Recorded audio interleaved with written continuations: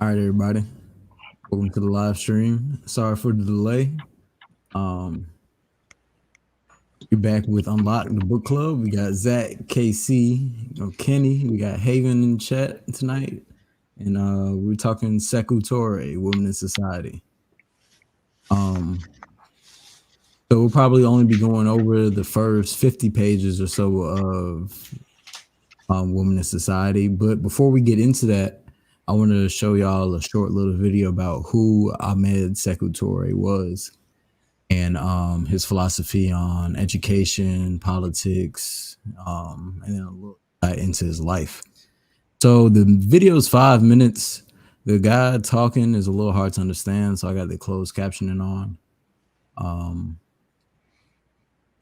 But we'll interject a little bit. If it's too long, we'll cut it short, but hopefully it should give everybody like a short overview of who Sekou Toure is.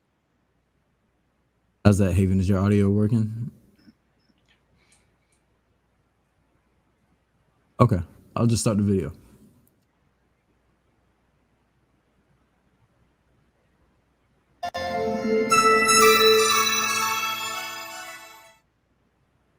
Hello, welcome to Baragwe TV. If you are new here, please subscribe and turn on the notification so you don't miss our next video.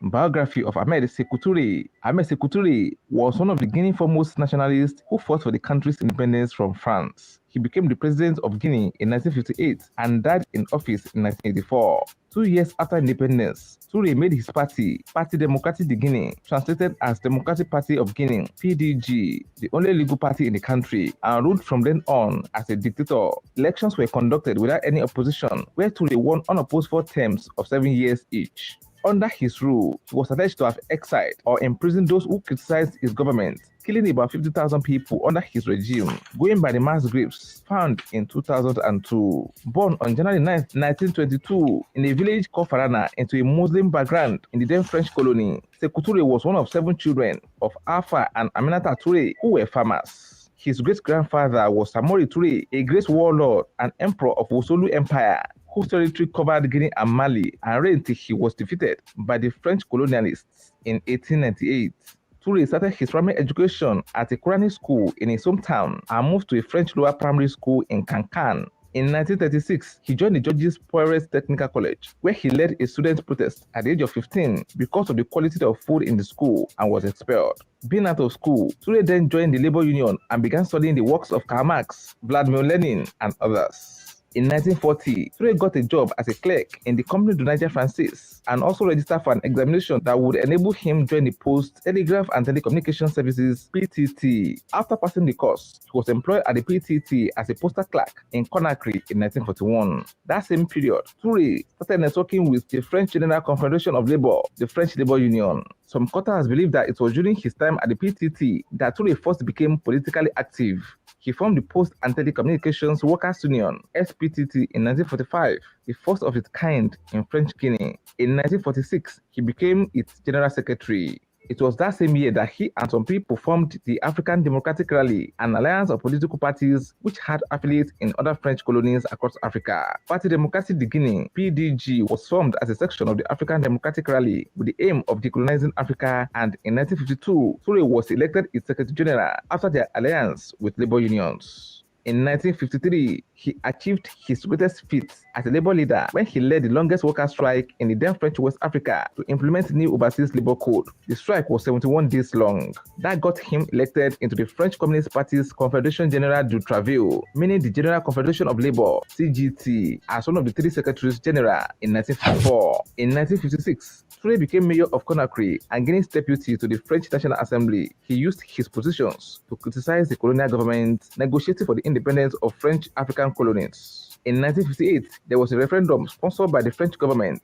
where the people of Guinea were to vote either to remain a colony and continue to enjoy the economic and financial aid provided by the French as well as their technical and administrative officers, or become an independent nation and lose those benefits. The PDG, led by Toure, mobilized the people to vote no. At the referendum, the people voted no to the policies put forward by the French government, leading to the independence of Guinea on October 2nd, 1958, and Toure became president.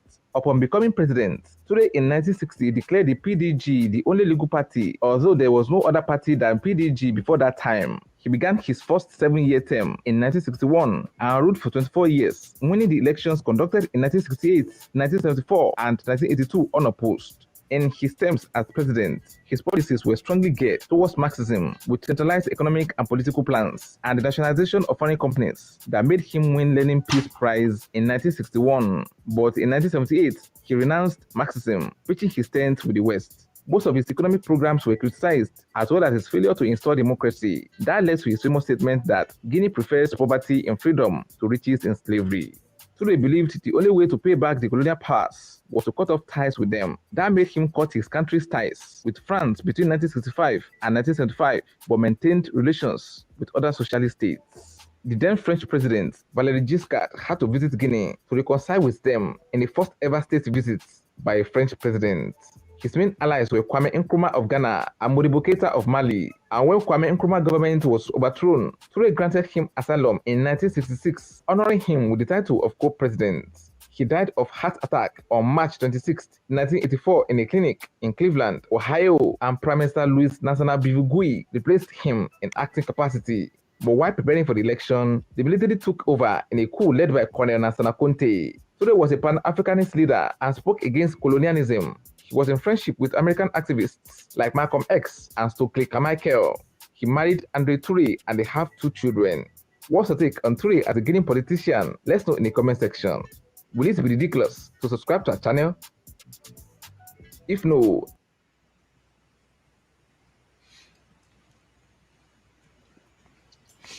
All right, I found that to be like pretty informative. Some things that stood out to me was that they said he was a dictator. He only allowed one political party, which was basically his revolutionary party, that he established as they created independence, and then also that he killed 50,000 people. Yeah, I think during his Just in presidency. general, yeah, like Was it maybe not 28 himself, years? but yeah. Yeah, I found I all thought that it to was be interesting pretty that interesting. he headed up like a labor union, right? And he led like a big labor movement, and like that just indicates to me just really how crucial labor is to an entire economy, even in the political sense, right? So yeah, I thought that was interesting. it was just interesting because when I looked him up before, I saw that he's also noted, just like I said, dictator. And the other thing I read, it said authoritarian political leader. So I was kind of surprised by that, because, but I feel like most people, like for instance, before this past 2 months or so, I heard the name but didn't really know who the person was or what they contributed to, like what state, or not state, what country they were from, or what country they ran or anything. So all of that information is pretty interesting for him to be a dictator, but then also be an ally with Kwame Nkrumah. So it's just a lot to take in right there in that 5 minutes. Yeah, honestly, that was cool. I wouldn't mind little videos like that more often, like just especially about African leaders. Yeah, I definitely enjoyed the history lesson. Also, he had a big Islamic presence in his life. And I wonder how that kind of may have influenced his views. Right. You know, in the That's reading mentioned that, in the yeah. Now, can you say what you was gonna say? Like, I was gonna say that was mentioned in the book too. Just about yeah, it's just really background or his perspective on and pertaining to marriage, polygamy. yeah, yeah, right. I think that'll be an interesting topic of conversation when we get around to it. So basically, if anybody's watching currently right now, the book that we chose was Women in Society by Ahmed Sekou Toure. As you see, like, he may have total different background than what any of us are from, a total different system, total different ideologies. And we're interested in seeing how all of that plays into his perspective on women's roles in society and women's emancipation in society, and how women are here to basically, they are like one of the pillars of our progression as a society. So yeah, hopefully you guys can enjoy that with us and dive into that with us. Again, feel free to join in, hit that link in there and join in with us in the conversation. Go ahead and like and subscribe if anybody new, or go ahead and share with anybody that you may think was interested in this topic or may have some strong feelings, because we have some questions that we hope that you guys would like to participate in as well. Most definitely. Oh, you muted, Jalen. All right, we actually got somebody that joined in. I'm gonna see who they are. How's it going? Oh, you muted, brother. You muted. What's that? Oh, wow. Oh, my. Dog, we gotta find a way to make sure that's start doing this a different way, because that's yeah, we gotta do this a different way from now on. But now, hey, shout out to Kenya. Shout out Maggie O from Kenya. That's awesome. What's up, Maggie? Yo, if you want to join and you're real and you ain't about to spam us with no mess like that, then please feel free to join us, because that's like, this was like our second, third week of some stuff like that happening, bro. Yeah. It's funny, but come on now. Yeah, but it's silly. It's obnoxious. It's a funny kind of. But it's not funny. Obnoxious. Yeah, but yeah. I'm sitting here like, brother, you muted, brother. Hey, I'm like this. Hey. Down mute. Oh boy. Look, wow, we got Quentin laughing in the chat. I wouldn't be surprised if it was him. He play games like that. But so let's just start talking about the beginning of the book.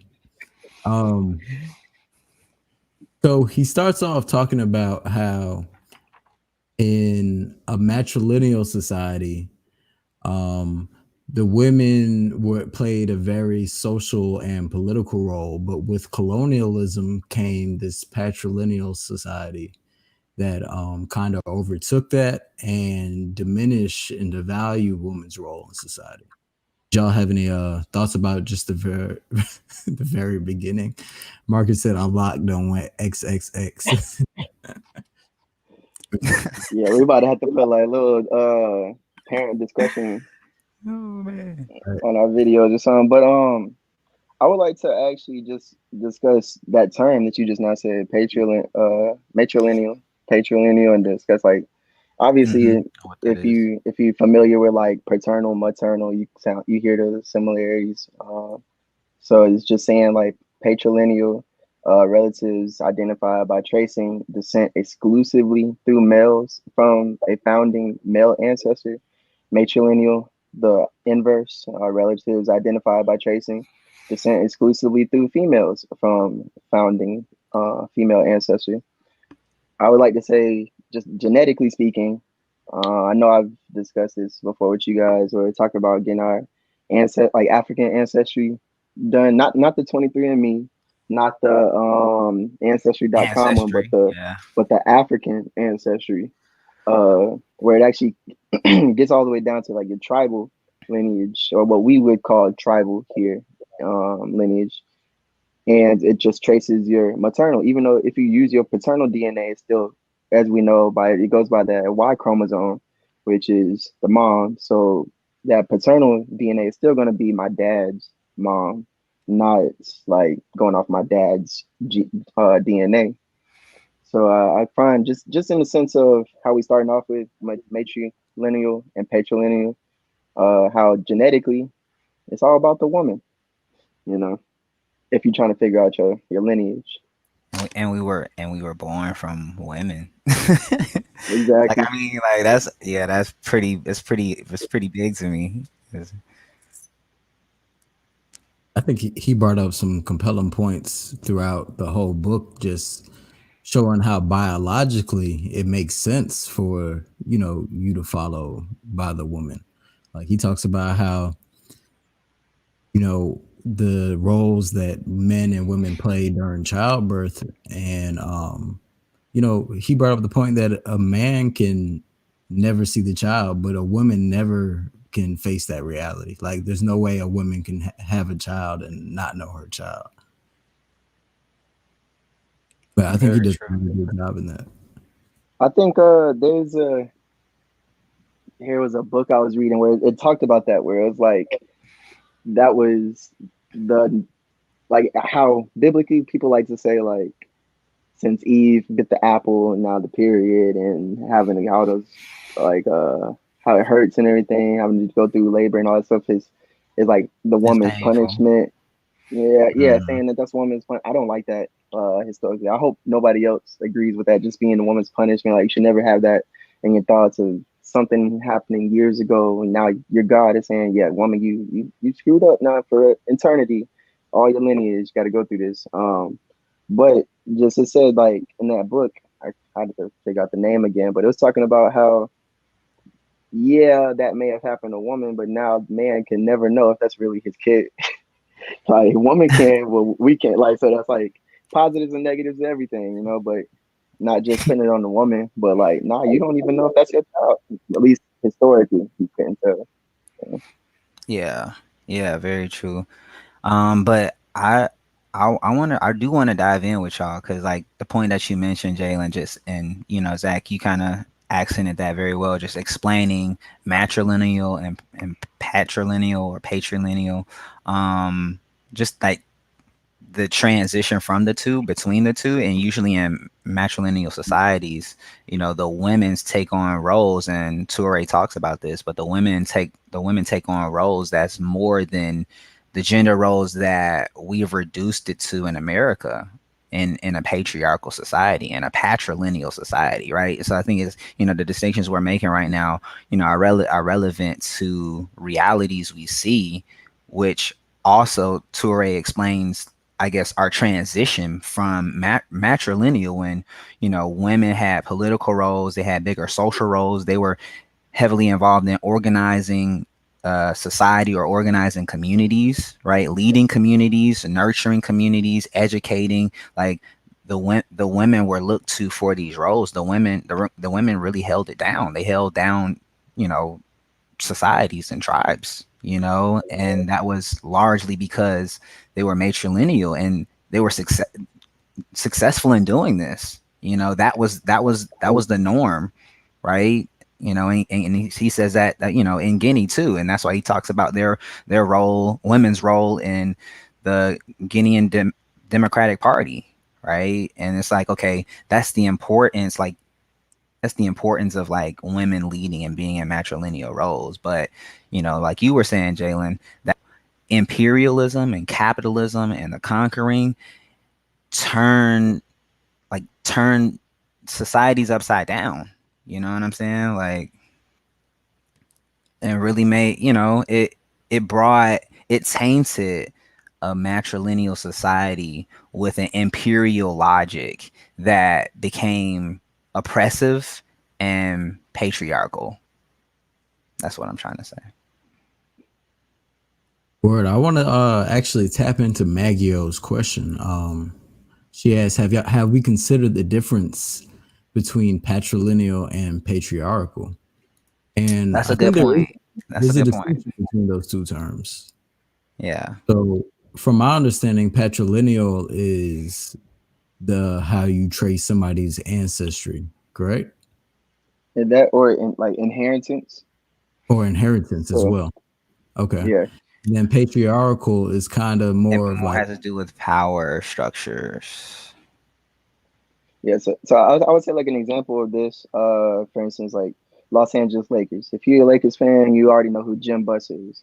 Then you know that when he passed, then his son took over the team with his daughter being like partial, like they both own the team and actually was taking in directions where they wanted to go. But as most people knew, Jeannie, the daughter, was more involved with the team anyway. Like, was the person that you would think naturally should have been the person in that lineage to get the inheritance of the team and to take them over. But then we had like all these years where Kobe gets injured, all these turmoil years under the brother, whereas the sister should have been in position the whole time. Then when the sister gets in position, well, now we got a championship. So just putting that in sports terms. Right. Yeah, no. I get you. Yeah, I do And I think just love how you threw that championship in there. there's Hey, you got to rest in peace, Kobe. Shout out to LeBron. I know, yeah. Yeah, right. That's a big victory for Kobe too. And RIP. But I do think, Maggie, there is a difference. I'm not seeing your comments currently right now, but y'all keep an eye out if Maggie responds right now. But yeah, I do think there's a difference. And I was really kind of using the terms interchangeably. And I think in this scenario, the two do align. I know there are differences. So you can be patrilineal without being patriarchal, right? I think in the situation that Toure really kind of explains or sets out is that a matrilineal society at the time placed women in a different social position that wasn't constricted by imperialist, capitalist, or patriarchal forces, right? And that allowed women to have this place in society that would even allow for, the lineage to be traced through the woman, right?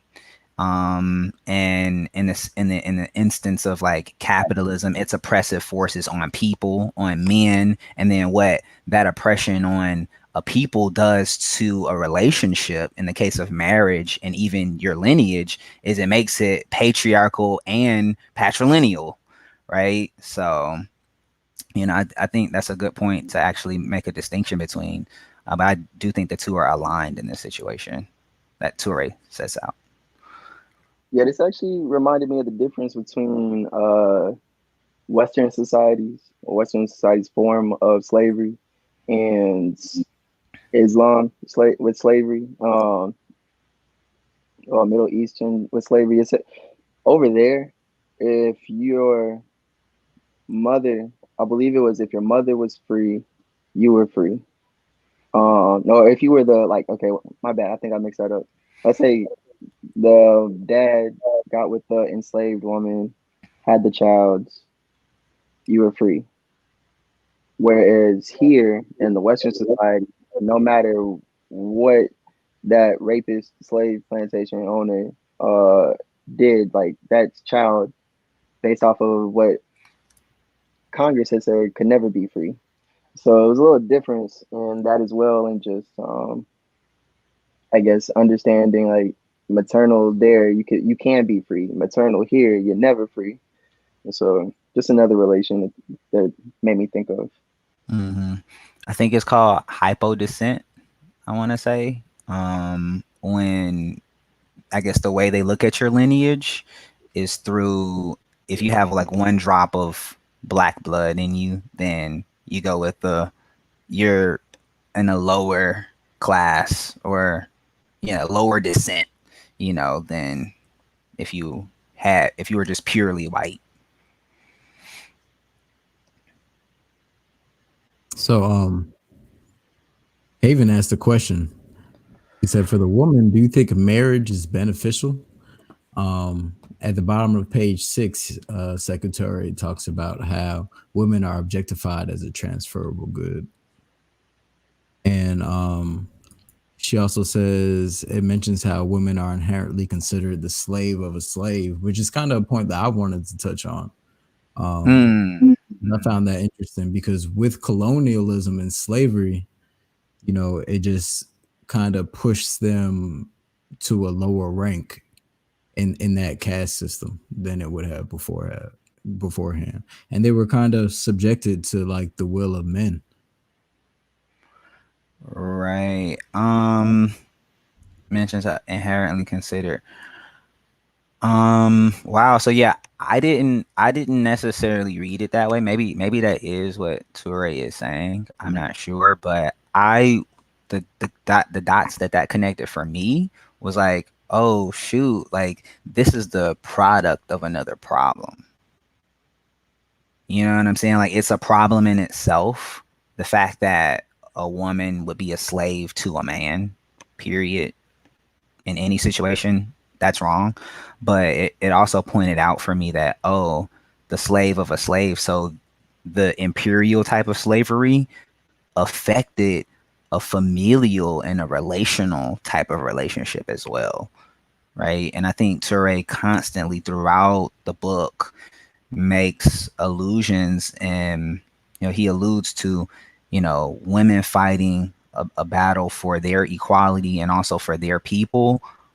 Is That's equality for them and their people. You know what I'm saying? Like that's the two are connected.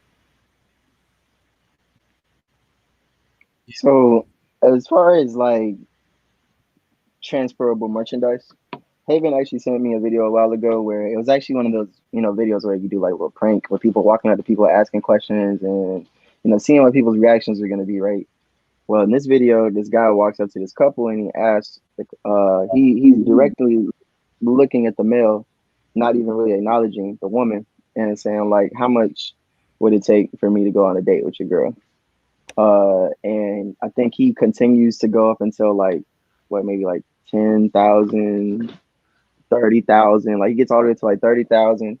Like the first time 10,000, he's like, no, I'm never gonna do that. 20,000, he's like, no, I'm not gonna do that. Third time, you kind of see them kind of being a little like, Like, uh, like, babe, yeah, do we need this? yeah. And she gets appalled, and he's like, but we could buy something with that. But in Mm, that whole process, though, Haven pointed out to me that the guy that was asking the question, never acknowledged the woman in that scenario. Never looked at her and asked how much you're gonna date. So basically, the male, the boyfriend, was basically pimping out his girl in a sense, and and or that's why she having felt a the way she questioning. felt. Right, right. Whereas he's sitting there like, we Mm, can buy something with this afterwards, but it's her that has to go on the date alone, not knowing like what that man is gonna do, what his intentions are, like if it's a friendly date or what. What's like you're willing to have your woman be a product for you. wow. Yeah. Wow. And Man, that's an interesting observation, bro. Yeah. uh, I wonder how I, many times we've had experiences like that where we subconsciously didn't realize like you were sitting there objectifying the woman right there in front of your face. yeah, Yeah, as bro. men, I feel like we need Yeah, to bro. admit to those things, honestly. Yeah. Yeah. Yeah. I know. I have a bad habit of calling women girls, right? So, and it's not even an intentional thing, but just the notion of that, I'm being vulnerable in this moment, but just the notion of that, um, it just that's a subtlety, but it says something, you know. It means something, and that's something that I'm working on. But to acknowledge someone who isn't really a girl at all as such is important. Yeah, it kind of points to that like subtle conditioning that we have, just growing up man in this patriarchal society, that, like what comes along with it. And a lot of what comes along with, rectifying a lot of those things is realizing, where you've gone wrong in the past and what's right and what's wrong and how you can correct those things. So I feel like just being aware of those type of things is a step in the right direction. Yeah, definitely, bro. Um, He talks about how women were seen as property, and I think it also points to the trans-Saharan slave trade with the Islams and the Arabs, and like women were the number one commodity of this trade, and it was the sex trade in that. So I feel like that probably had some carryover into like what he was dealing with at that time. Mm-hmm. And that's interesting because I'm really trying to get a sense of like, that is the argument he's really making that capitalism and imperialism is really the main driver behind a like patrilineal and patriarchal society, right? Like he's pointing out that the relationship has been affected, like, and that's affecting that's affecting the capitalism and oppression is affecting the people. And then he talks about the family unit. He says that the family unit is like one of our most important struggles, like the struggle to have a good family unit, and how like the patrilineal and patriarchy is detrimental to that kind of balance. He talks about a natural or innate balance that exists between man and woman, right?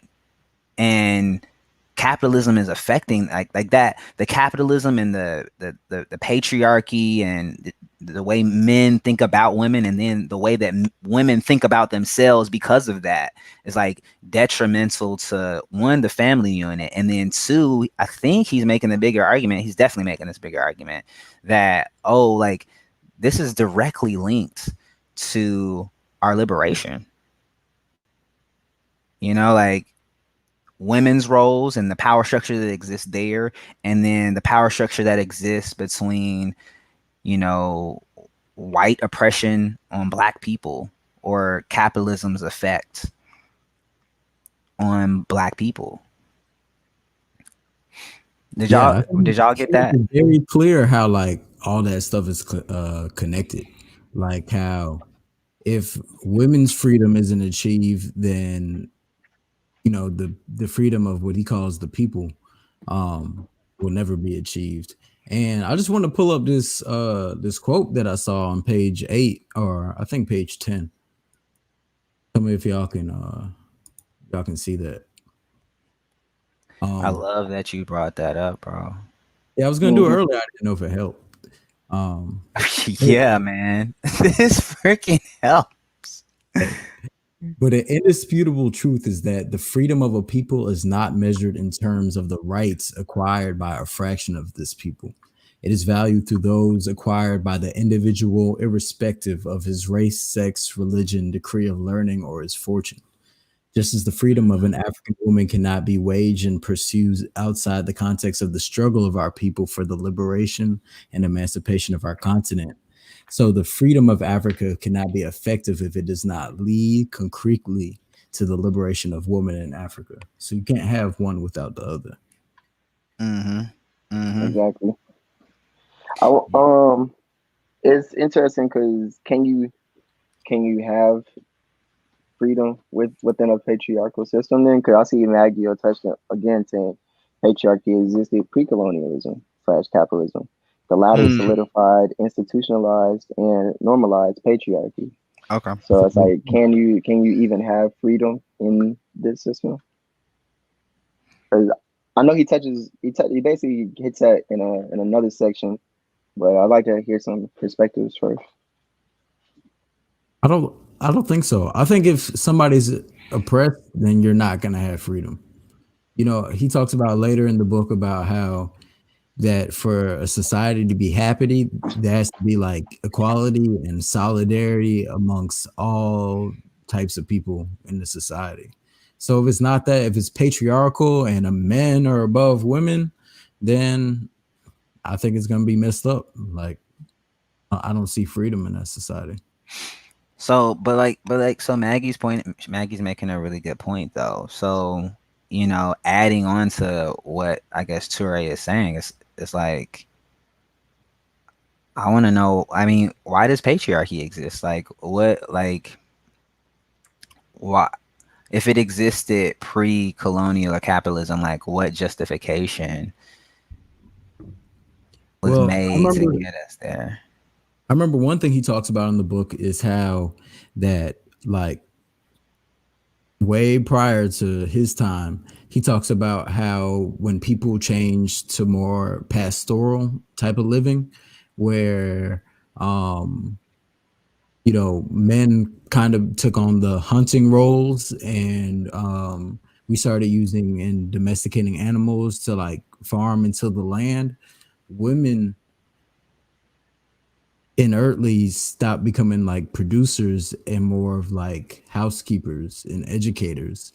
And he wrote that, you know, it was so far ago in history that you might have thought it was natural, but it wasn't. And that's something that kind of started to begin those seeds of patriarchy, like way far back in the history of our society. Right. That's a good point, bro. That's a good point. So is there any benefit to a woman actually being married so far? Just to go back to that question, just so far on what we're at. And what was that? You talking about Haven's question? Yeah.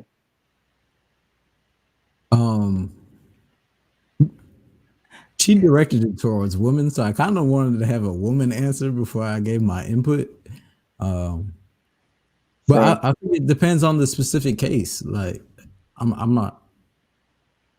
I feel like there's cases where women can benefit. I feel like there's cases where women don't benefit. You know. Yeah, I like when he talks about is not necessarily for women to be over man or man to be over woman, and it's not necessarily for I screenshotted it. I need to go to the picture. I know what part you're talking about, Zach. Let me know the page. Pull it up. Let me see if I took a note on it. I think it was page 15. I think it was in bold, wasn't it? Yeah. Yeah, it was the Guinean woman. Right. It starts where it's like the Guinean woman gave all the way down to the midsection of 16 or the start of 16. Where he's talking about for the woman's action to become positive, she must not only attack the negative aspects, restraining and still impeding her liberation, but more particularly bring about the creation of conditions of social equality between man and woman. Again, relate kind of similar to how Angela Davis's Freedom is a Constant Struggle, where it's just talking about how her oppression is still one we have to focus on and having to fight through that.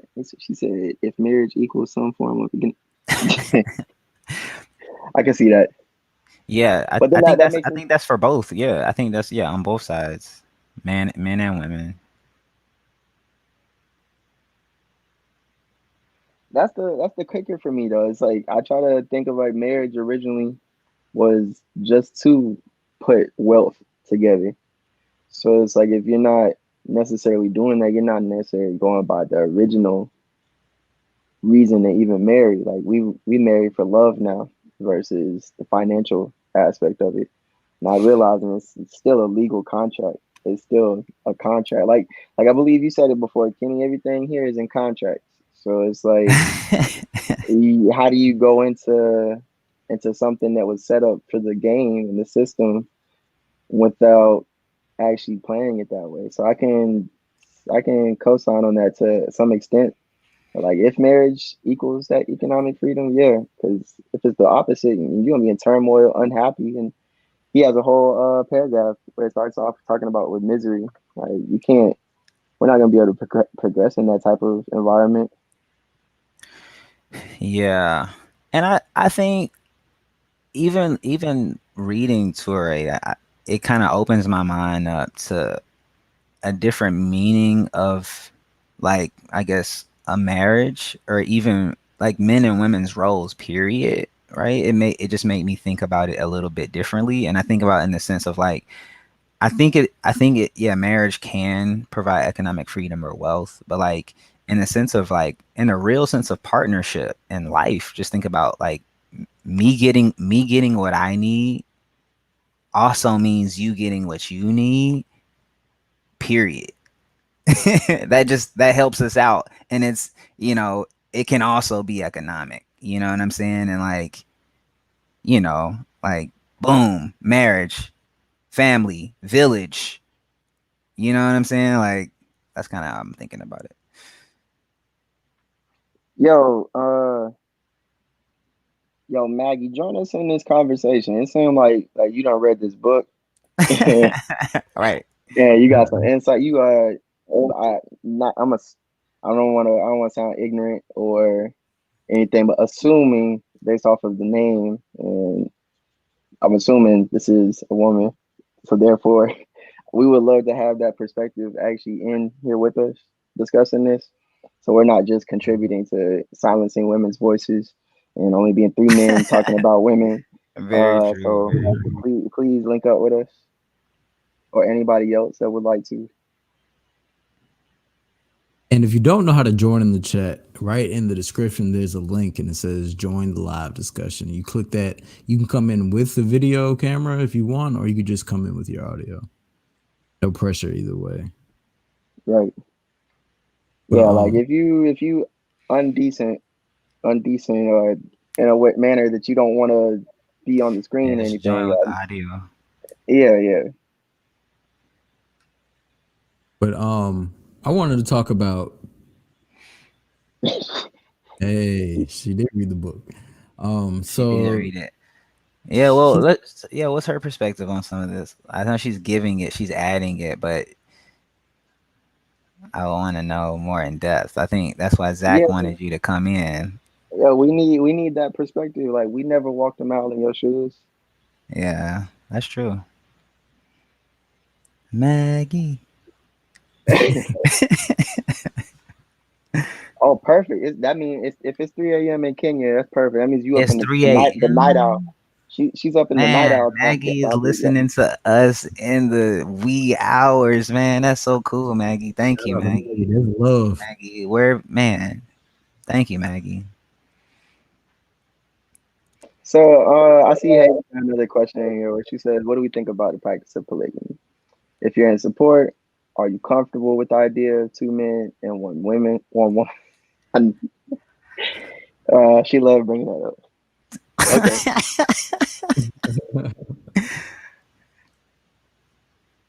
So who's gonna go first?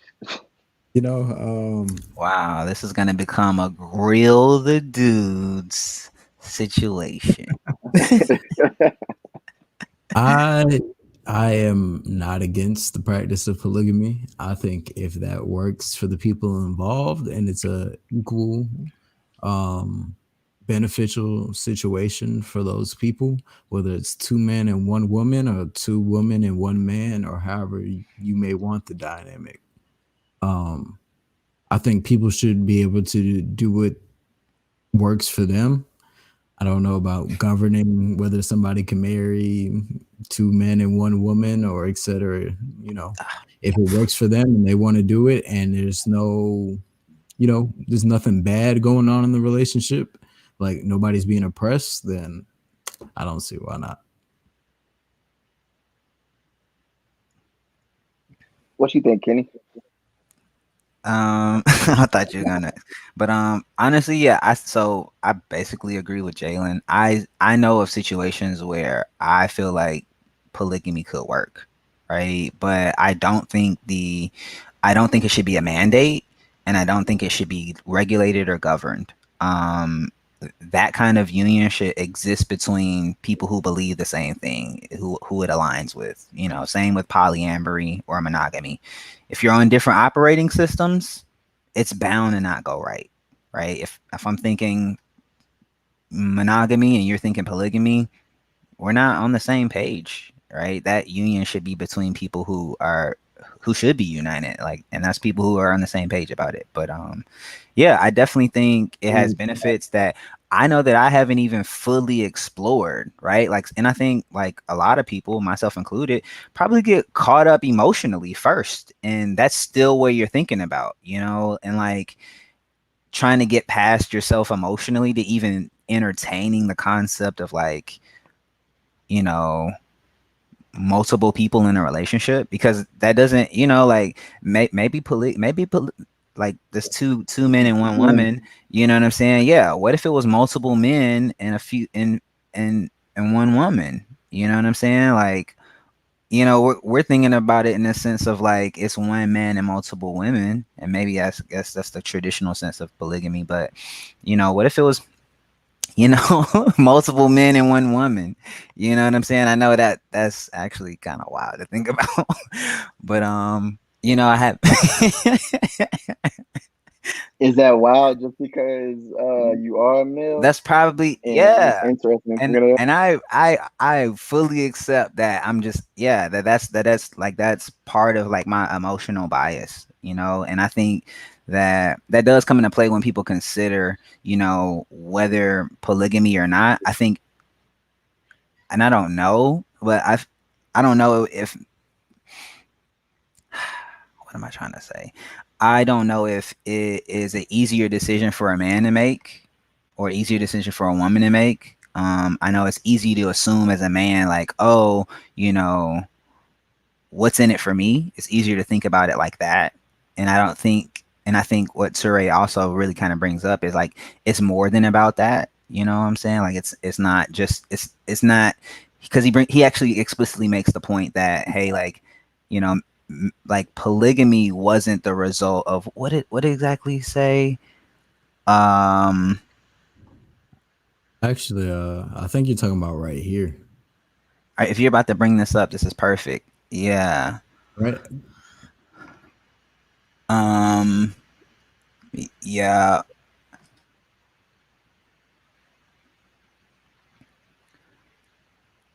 I took a note on it because it is around there. It was after this passage right here. But you know what? Wow. Oh While yeah, we polygamy may not. oh, Okay, I got it. So you got it. Okay. he makes the explicit point that polygamy may not have questioned social equality, right? So he makes that statement, and I'm like, okay, what did he really mean by that, right? And so like if that's the case, then the pre-patrilineal constructs of a marriage, which is patriarchal, solidified patriarchy by, you know, capitalism and imperialism, then the prior example of that wasn't so much about social inequality between man and woman in a relationship, right? So it was like he's a you know, it probably wasn't a question of social equality. So like that's a whole different way of even thinking about polygamy that I've got to emotionally grow into, to be honest, and and intellectually grow into, you know.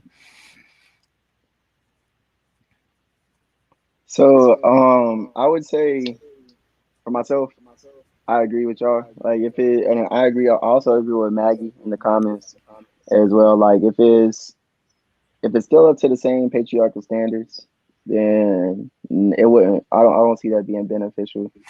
I Boom. don't see I That's a don't see good that point. being fair. I don't see that being something that's liberating, by the standards of Sekou Touré, and it's liberating by anybody's standards. If it's, again, like patriarchy is just another form of oppression, so therefore it wouldn't work. Um, but like what y'all are saying, like if it's for the individuals and they are working it out where there's not a system of oppression and everything, then yeah, I am intrigued by those Mm, communities mm, because, for instance, I know, and this is a woman that people have different views on, but it's just one woman that I'm coming across of, like Shahrazad Ali, where she talks about how like there's never been a point in time, and she says never. She says never. This is about on her court. Her court.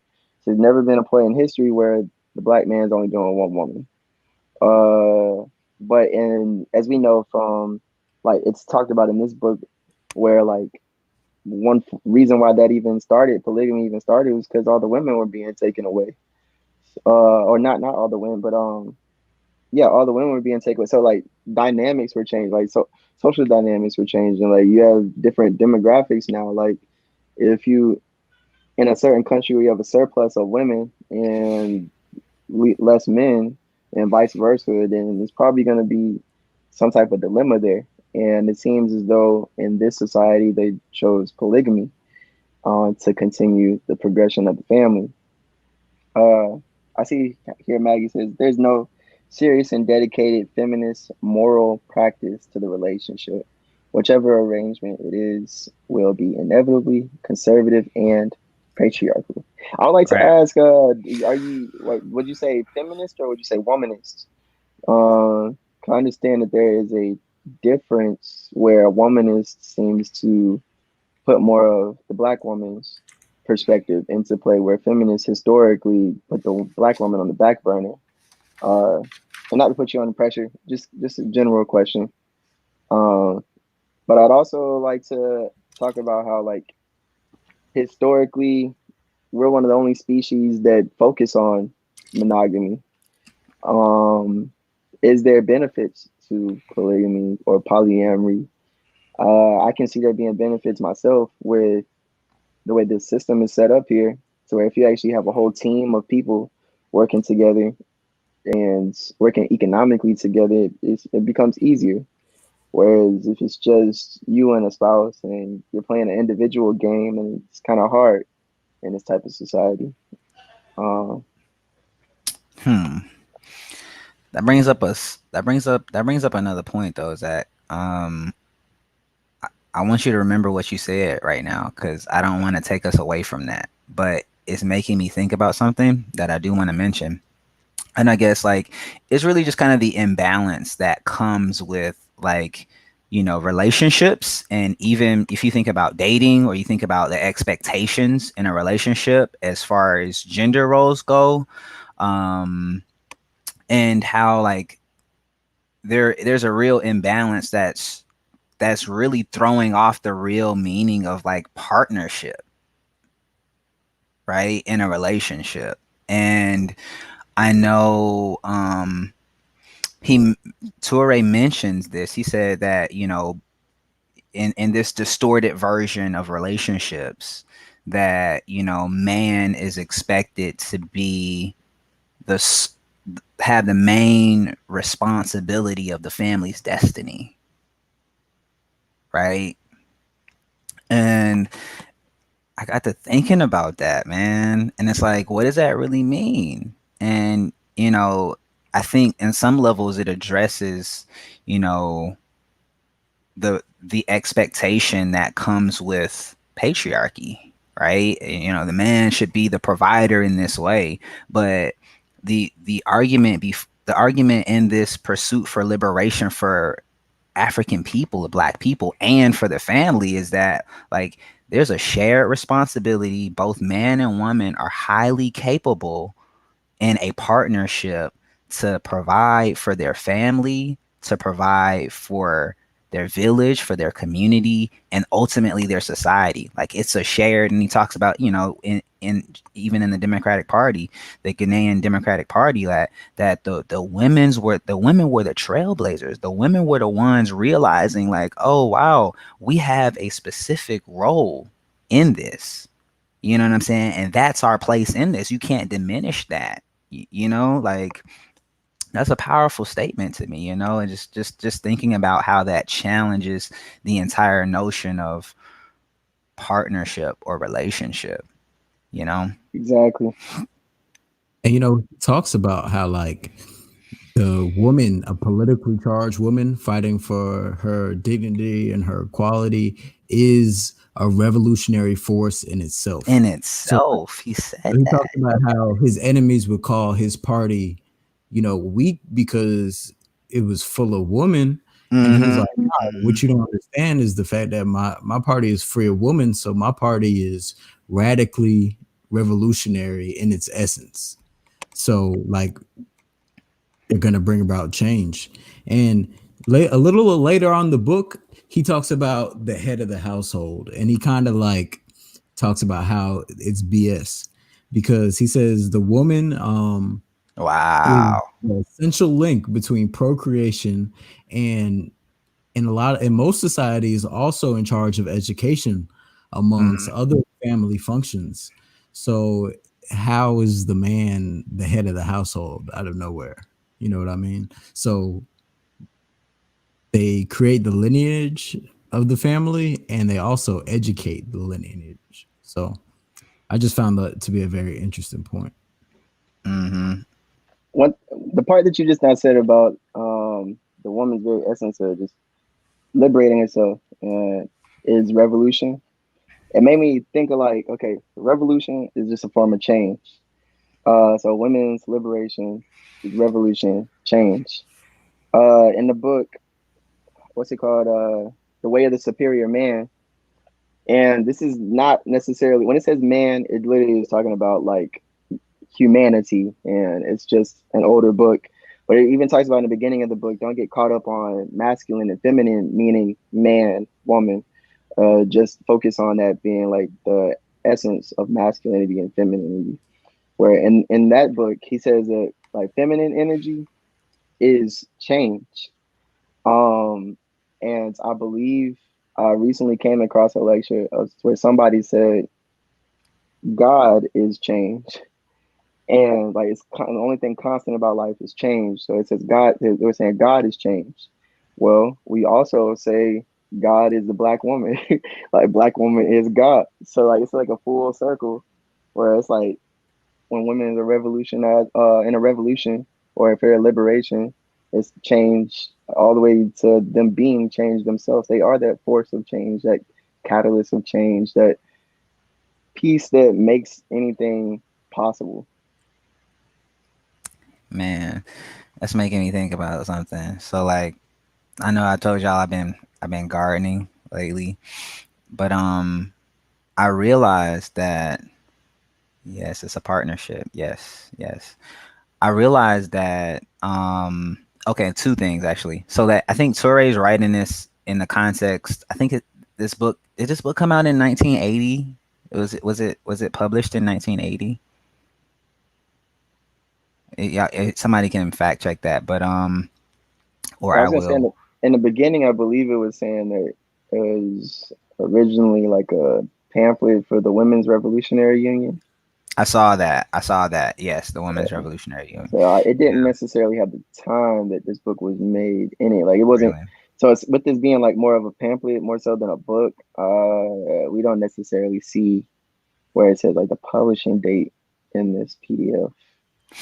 Dang, okay. Yeah, well, I was gonna say, yeah, this I mean just the context around that even I think is, it's not diminishing the male's role in the partnership, but it's adding emphasis to where we do need to elevate the woman, right? And he talks about, he also in bold, and I forget what page it is, but he said it's the effort of us to elevate the man and to elevate the woman, right? To free, to liberate and elevate, basically. I that's somewhere in there. But and then two, as I've been gardening, something that becomes abundantly apparent, and I'm sure it already is to people, but when you get closer to plants, you realize that you're digging a hole in earth, right? And you're mixing in whatever ingredients, whether it's manure, peat moss, conditioner, blood meal, bone meal, but these are all the things that are natural to the earth. And the breakdown and change, like you were saying, Zach, the breakdown and change of all of these things creates an environment for growth. And weeks later or months later, you end up with fruit. You end up with something that literally was not there in that form before. And we're talking about birth as well, and just the fact that, I guess, a woman, I have a few friends that are pregnant right now, but just the fact that a woman in her form, when she comes together with a man, that union, and then thereafter that woman has everything she needs to grow a whole nother human being. And that be earth, like, is that not, that's just crazy to me. It's that divine femininity, That's crazy to me. Yeah, it's Um, I mean, we literally are just here to complement one another. So why not help elevate your partner? So it's I say in the beginning of this, it is what we would possibly now say in hindsight, because we're in the 21st century. and we're in the age of different information. So I can say in hindsight, like what he's saying right now is probably like blasphemy to some people back then, or like something so foreign in their head and everything. That's a good Where point, like bro. whereas we are more progressive thinking by today's standards. That's a good point. It's like, yeah, I get you, I get it. Like we can't. How can we do this without our women? Like y'all mentioned before, he was talking about the women were in the forefront of the party. You know, they're in the forefront of this, and relating that to today, we still see that. You know, how many posts have we seen where we talk about how we got like Tamika Mallory out here, or we have all the Black Lives Matter women, or how we had Sandra Bland, or Sandra Bland, however somebody pronounces. Like this, so many different examples that that's our leader. Like essentially, like it seems like we come in afterwards, after all the commotion has been made, and then we come to the forefront. Like we've discussed that before with uh the civil rights movement as well. It seems like it just continuously happens. Right, bro. That reminds me of you talking about the idea or the thought, right? It's like, and Toure was saying like the violence against this is to kill, like the violence that was done against our people was to kill the idea. And then he goes in the next passage, he says like, what is that idea? It's like that, that idea is what is what we embody, for our freedom and liberation, and how it plays out in like the requirements of our day-to-day lives, like, and it really comes down to that, like what were the exact words he used? I wish we could highlight the actual PDF. The way that I know folks, I don't know the ones that's viewing. Oh Yeah, yeah. I know y'all might be like, we're just sitting here trying to scroll through it and everything, but the way this PDF is set up, we can't even highlight the exact words. So apologies on that. Yeah, no, that's true. But basically in so many words, I can summarize what he said, but I wanted to highlight his exact words. But yeah, so I'll just summarize it. I can't find it right now, but yeah, basically I'm gonna still try to find it. Okay, well, so I can't find it, but yeah, basically he was saying that like what that idea is like the requirements that that we need on a daily basis for rehabilitating like our women, and that comes down to, oh yeah, like our struggle for like day-to-day things to happen to rehabilitate and elevate women, and that same kind of journey has to happen like for liberating our people, because he talks about the liberation of African society and the liberation of women as really being one and the same thing, right? He says, our women are needed to have a liberated society, but you can't have liberated women without having a liberated society. So yeah. Catch 22. Yeah. I like I see Allison said nothing about polygamy makes her comfortable. I can see that. It's not. Yeah, you can't. If it's not for you, it's not for you. What floats your boat. It says, I like Maggie's touch on where she's talking about where it says naturalness makes her feel uncomfortable. The man woman dichotomy, when that in itself was a colonial construct. I would like to come on, Maggie, join us. Talking about? Well, that he did.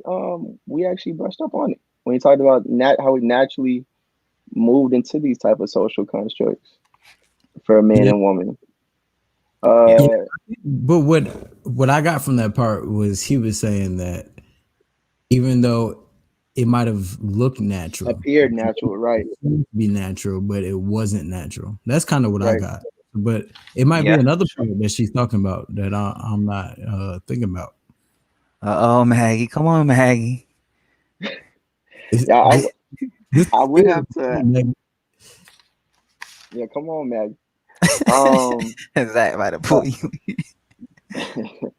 you? so like I know, for instance, when my director she talked about when they went on a trip to Fiji, right?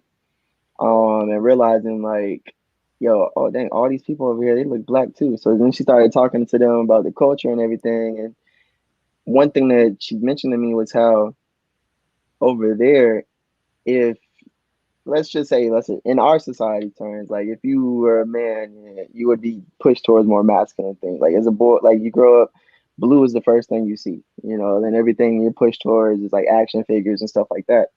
Where she said over there in Fiji, the person that was telling her about how it was over there said that they don't really stress that too much over there. Where it's more so like if you seem like you have more of a quote unquote feminine identity, then hey, that's where you go towards. Like they're not sitting there telling a little boy like, no, you need to go play with the boy toys over here or anything like that. It's just like it is what it is, you know, whatever helps you fulfill your life, you know, and vice versa. They're not trying to tell a girl that and I don't know if they really playing basketball like that over there now, but they're not trying to tell a girl that's trying to play basketball all day with their friends, like, no, you shouldn't be playing basketball. You need to go play with some Barbie dolls or something like that, you know?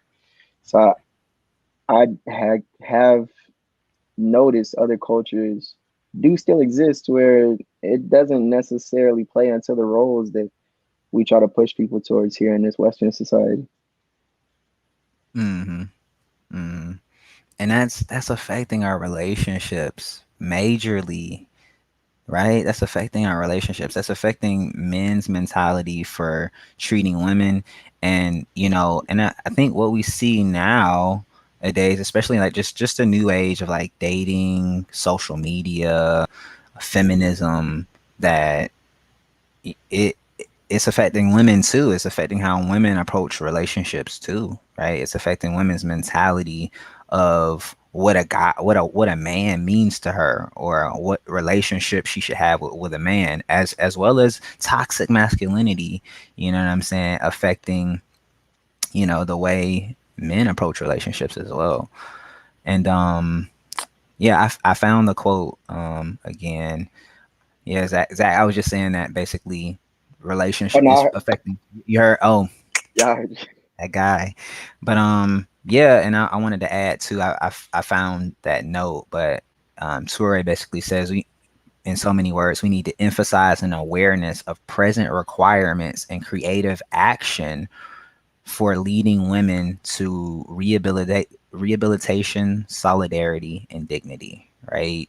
And like that same kind of rehabilitation has to happen for women, and it has to like happen for our people. It's like these are closely related issues. But yeah, I see some of the effects, like just being able to tie it into the book. I just see some of the effects of like just this imbalanced relationship between man and woman, due to capitalism, imperialism, patriarchy. I just see the effects of that on both sides. And this book is a call out to like, hey, rethink how you think about your relationship with the other sex, the other gender, or your partner. It's just like rethink it. You know, I like see. She actually pointed out to a direct example. She like, hey, pull up page 63 and 62. she broke out the book.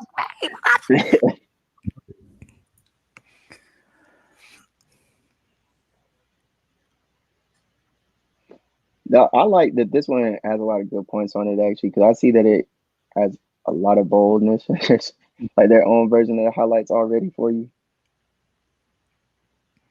yeah, I'm trying to find where her quote starts. Oh, 63. Sorry. Mm-hmm. I'm glad you pointed out that page, Maggie. Most of it, I'm halfway through the book. Okay, so Well, I know that page starts off with just saying right there, we must therefore change mentalities, fight against old and reactionary ideologies so that the practices derived from them will disappear from the society. Them being oppressors. We must cure both the man himself and the woman by curing the man. Man, y'all, man. Dang, that's real. In order for the woman to become absolutely equal of the man, neither the laws nor speeches of men who are sincere to the cause of woman's emancipation will be enough. What does it say? Because I think that's what we're doing. Now I'm playing. What does it say? It will essentially be the struggle of women themselves for equality, freedom, and dignity. Women must therefore not allow themselves to be deceived because those who claim to be committed to the equality of man and woman do not believe it themselves. Oh, that's not what we're doing. But yeah, no, that's real though. That's real though. No, I like that because I'm actually checking out the pedagogy of the oppressed, and it actually talks about these people that are so-called, they claim they're supposed to be anti-racist or anti-imperialist, anti-colonial, anti-capitalist, while they still buying Birkin bags, while they still like, and I'm paraphrasing, but while they're still in their comfortable areas where they're just talking about the anti-ness, but they're not actually acting on it. So I see what he's saying, like, yeah, that's not enough, and you judge by your actions, not by what you're talking about. Mm-hmm. So let's see, Maggie. You're saying that he's saying that there's a total. He's saying that there's a difference between us two and appealing. At least as it seems like he's appealing as if to our sense of saying like we got to be cured in order to cure the man and woman.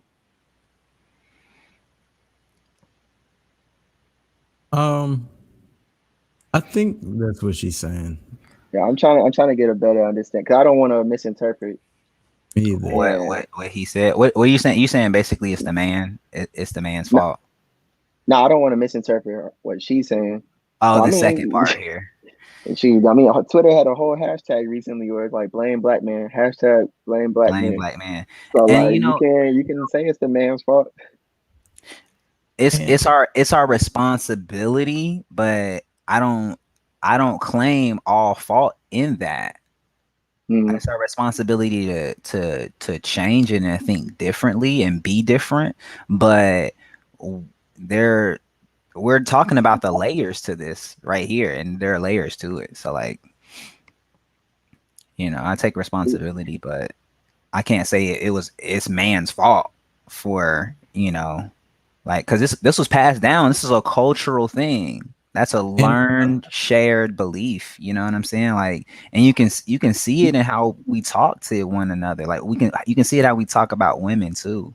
You know what I'm saying? Like, and I think that, the difference he might be talking about might be not that there's an innate difference in men and women, but how they're socially and culturally conditioned to be in relationships with each other. I think right. That's a good point. I would say that might be the difference that he's referring to. Yeah, let me actually read what Maggie wrote. I didn't see the second part. It was. Yo, Maggie, I don't know if you follow the page already or not, but since we already interacting with you so much, if not, go ahead and please check out on Instagram. Go ahead and subscribe here, like please, and check out our Instagram where it's unlocked TBC. The TBC stands for the book club. So and definitely tap in with us. I thought that stood for to be continued. Nah, I'm playing. But honestly, we should play with that just so people remember it's TBC. They're like, huh? I kind of get nervous where it seems as though if I'm understanding this correctly from Maggie's perspective point, like is he basically being a victim of his own vices here? Like is he actually perpetuating the thing that he's talking about, where he's kind of, it's like you have all this positive liberation talk, but then inherently in his writing, he still has little bits of pieces that make it where you're saying women are the appendages to men. I didn't think that was. Yeah, I didn't think. Yeah, go ahead, Jalen. I just didn't think that. I didn't get that from what she was trying to say. Okay. But you know, she said she went on a detective, became a detective, find our page. so you know, I just want to bring this back to what we're talking about in polygamy, and one solution that he kind of gives is that I always like looking for, you know, the writer's solutions, but he says that, and I'm gonna pull it up right here. I'm pretty sure it's on page 16. Oh, see, she did. She said that is what I was saying. Oh, what she was saying. I got you. Okay. Just making sure. I was making sure. Appreciate your confirmation. And can you reiterate that, bro? Basically, where he's, I would love, Maggie. I sincerely would love for you to hop on here and say your words, but You're speaking basically, for Maggie right now too, just so you know. right. Well, she can definitely feel free to correct me. You definitely have that right to. But like basically saying that although he's talking about women's liberation and freedom and uh like equality, and no freedom without her to be free, at the same time he's still writing some material that has some form of that oppressive mentality in it. You know, even though he's Right. talking about it, so he's Right. perpetuating the same thing that he's talking about. Yeah. And Without even knowing it. I feel like that's an unknowing thing. The construct of gender. Is that what she's saying? And I think gender roles too. Like, or even because she's saying like, and we're having to speak on your behalf, Maggie, but no, I'm playing. But I mean, she's saying that I guess just even how he talks about the woman as if she is an object in relation to how he's describing men and women.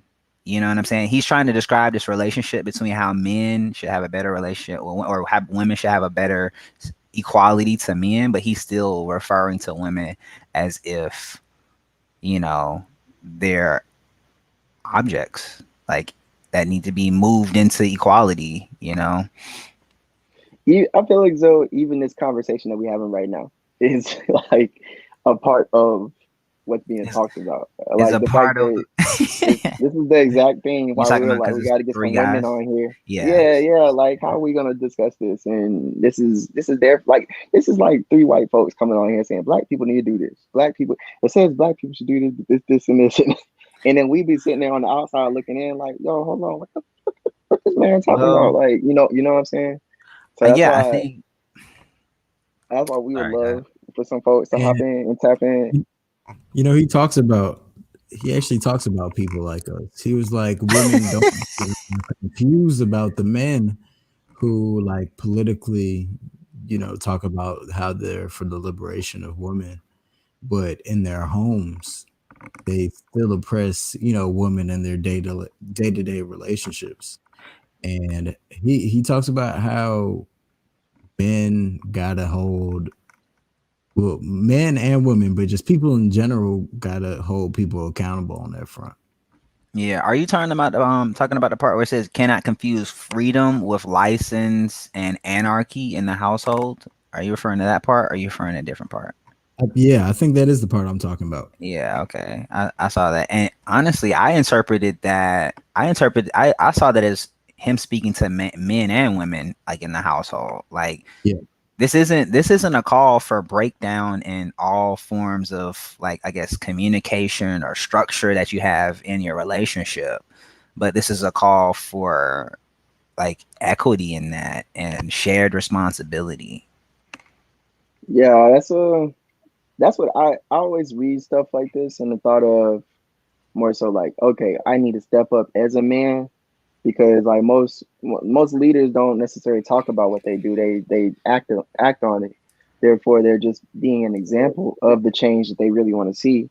So then I see it as myself, like if I actually really want to try to embody that change. Like you know how people say be the change you want to be, or be the change you want to see and everything, and like actually try to embody it and step up so that if you are with somebody or you are courting somebody based off of like or dating no terms, like if you or whatever, you know, like you can't sit there and be trying to hold your spouse up to a standard that you're not even attaining yourself.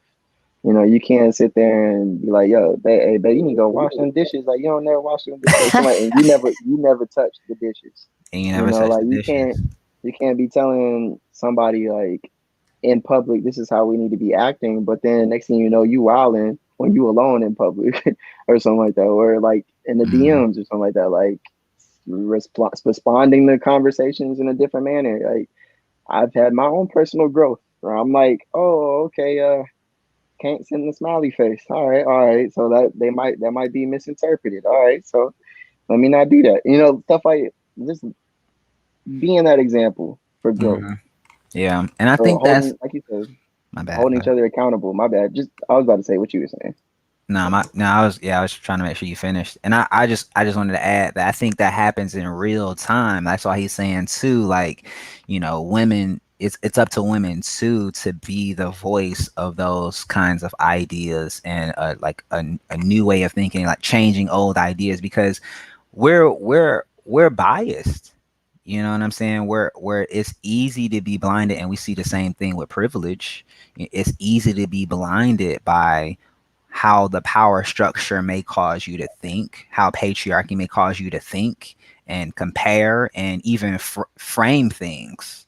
You know what I'm saying? That's a big part of what we're talking about is framing and framing, perception, and interpretation, especially if we're to become aware of it, you know, and change it. That's gotta be a real time thing, and we need women's input. I think that's what's ironic about us three guys having this conversation, but I think it's an important time for us to really be vulnerable as guys. You know what I'm saying? To be vulnerable about our shortcomings, you know, in this situation, and opening the conversation up in a way where it's like, hey, I do have these shortcomings as a male, and I know I have my biases, but you know, here we're trying to educate ourselves. You know what I'm saying? That's what the book club is about. That's what unlocking, you know, our perspective is about. You know, and you know, we're here for it.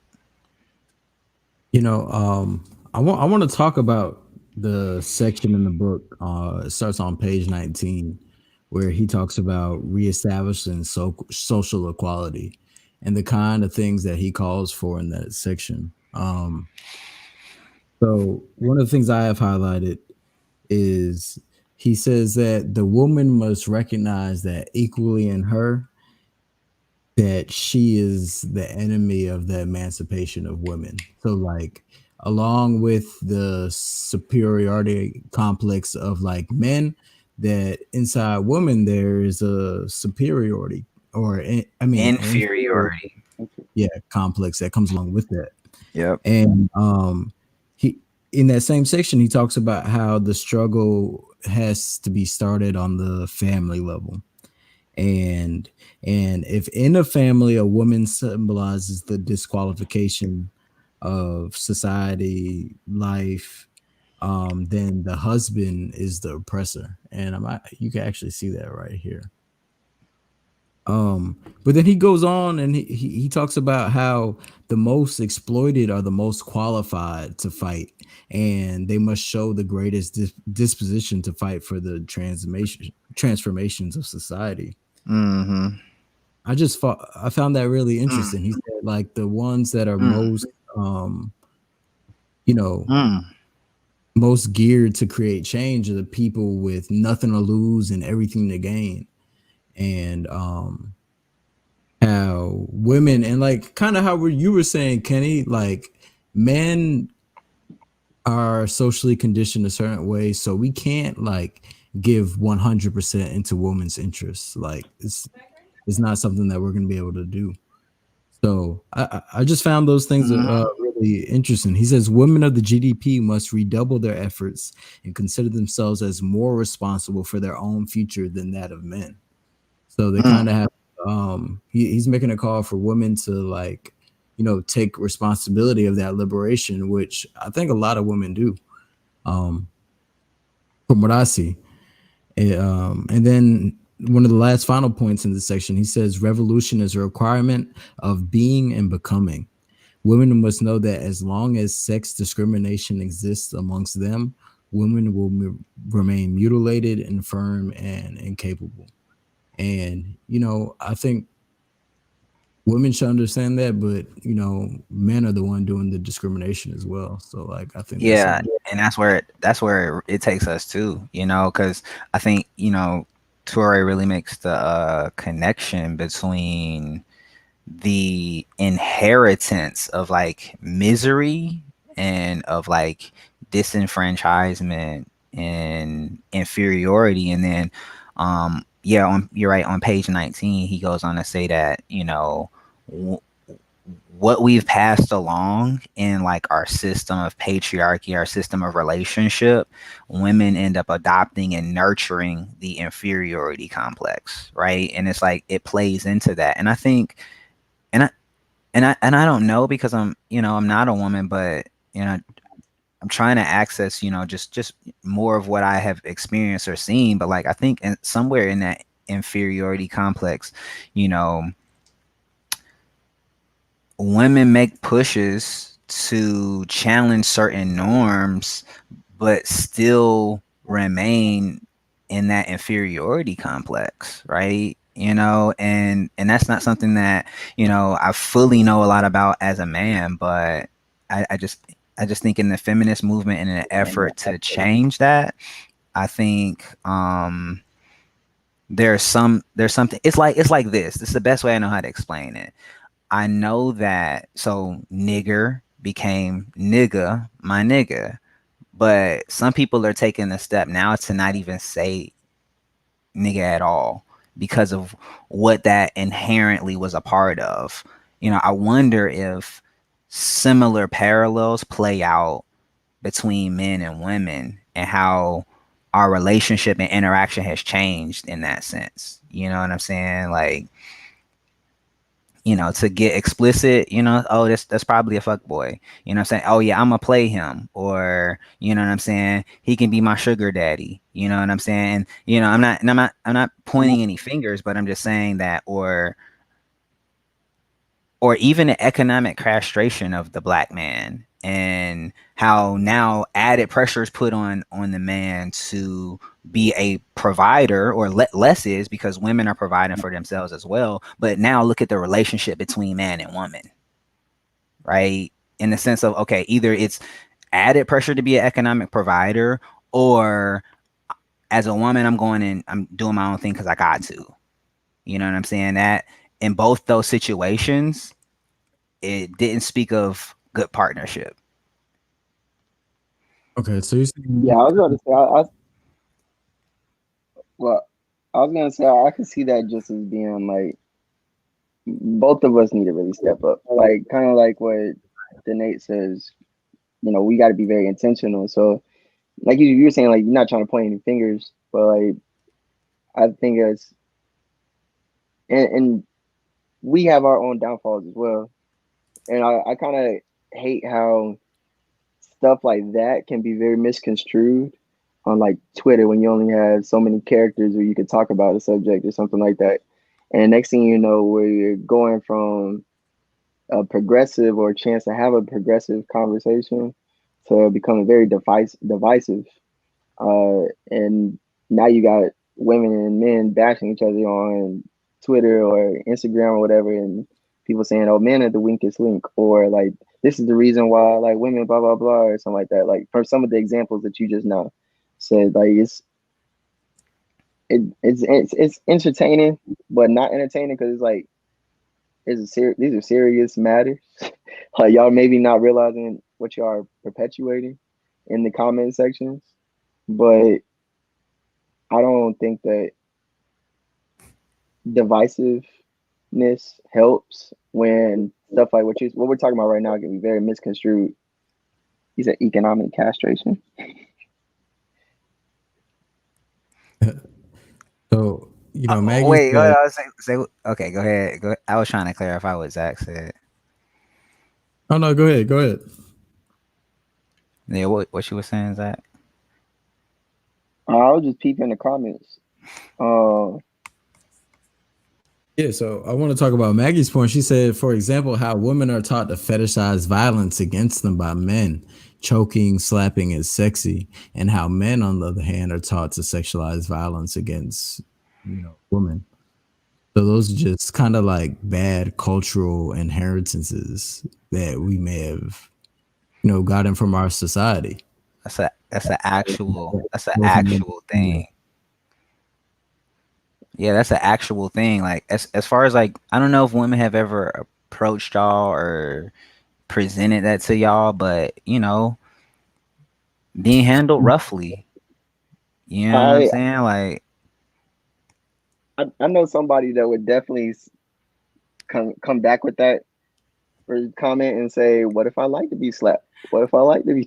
Because I have those conversations with somebody where I'm like, these are negative traits that came from something. Like we're people that we say making love. We don't necessarily be like nobody's out here trying to be slapped up all the time. Like slapping sounds like it's a negative thing, and when you first think of a slap, you're thinking of somebody getting beat up or something like that. Like choking, that's asphyxiation. You're trying to die or something. But where like making love, you don't necessarily think of that. So, or like the positive things of bringing life into this world, you're not thinking of slapping somebody, choking somebody, or something like that. But I can definitely see this person in my. I already know they would hit that with saying like, "What if I like being slapped? What if I like this?" And they what if said I like, like being choked? "Yeah, yeah," and they're like, "Me being this," and hopefully, if she ever checks this out, then she'll correct me if I'm wrong. But from previous conversations, she said that she's fourth wave feminist and like she has the choice to say like I like that or I don't, and you don't have the right to tell me that that's negative or beneficial or not beneficial or anything like That's a that. good point. Yeah, because I mean, and how do you, I think a good way to respond to that is being, I guess, just really aware of it, but like even aware of the root of it. So think about this. Yeah. The difference between, and it's not cool sometimes, like you're saying, Zach, and I don't know if you're making this point, but I am. It's not cool to say, would you like to make love? Would you like to, like, oh, we had sex? Some women, I don't know if this is them embodying, what we're talking about right now, but prefer the term fucking. You know what I'm saying? And I think what's very interesting, and this is something I've been thinking about recently, is like the justification for buying something is I wanted it. The justification for doing something is I wanted it.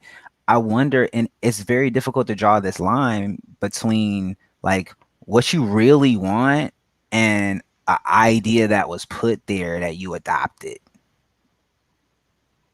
You know what I'm saying? Like, and that's a slippery slope. I know it is, but just think about it. Oh well, I want the fan now. Now, when people start adopting that's the danger. When people start adopting an idea and it becomes their own want or desire, I don't even know what else to say. But when people start adopting that, I mean, but just think about that. Like, well, now I want the American dream. So who's to tell me to stop? I want the car. You know what I'm saying? I want the jewels. I want the diamonds. I want to be slapped. I want to be choked.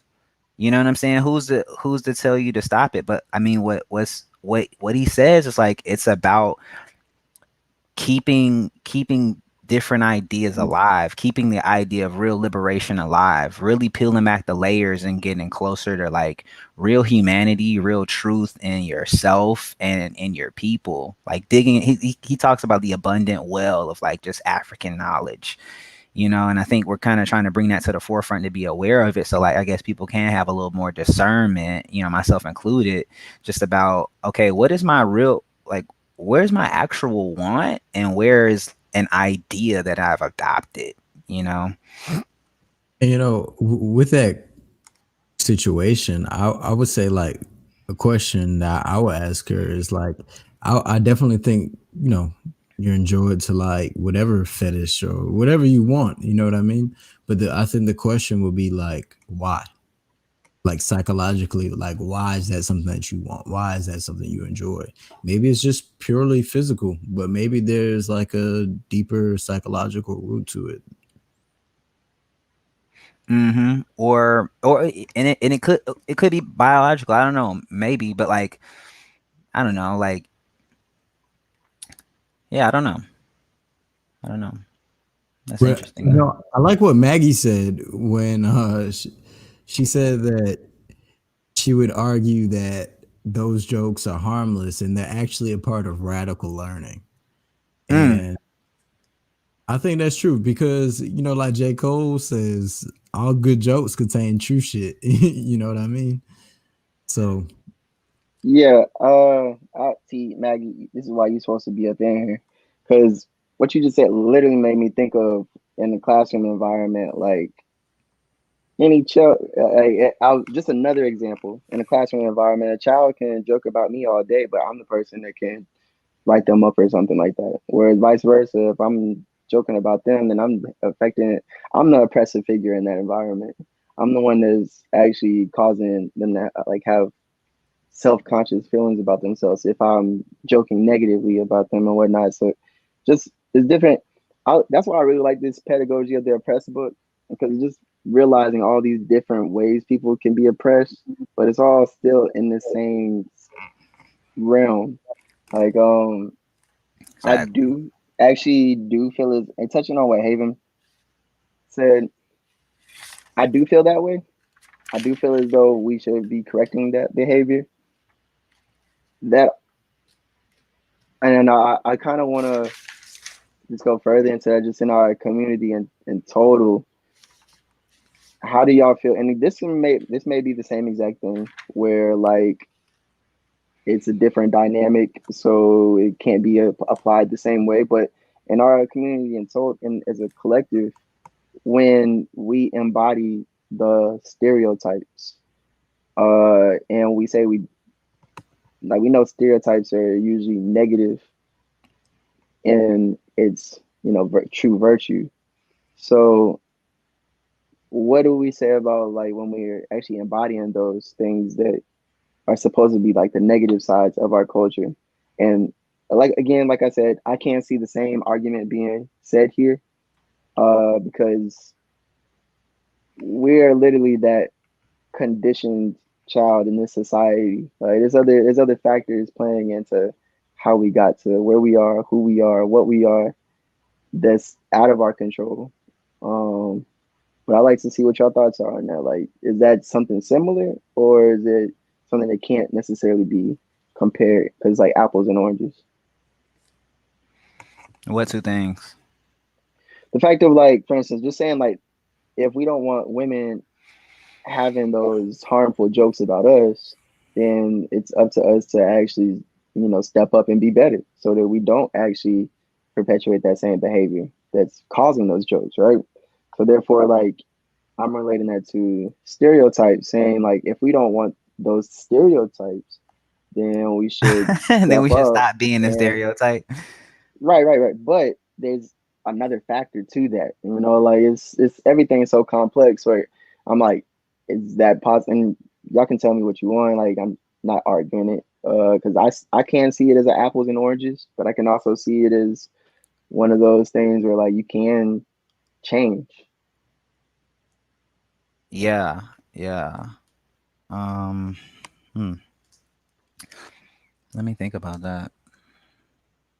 I'm a little confused about what you're asking the difference about. Like, Okay, so a lot of men hate when women are sitting there joking, having all these jokes that we say are like negative or about like Like F making fun of boys. us. Like, yeah.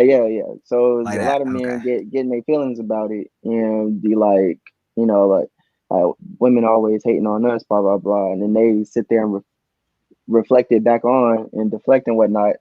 So I'm getting the baby the man vibe, no name and J Cole kind of thing.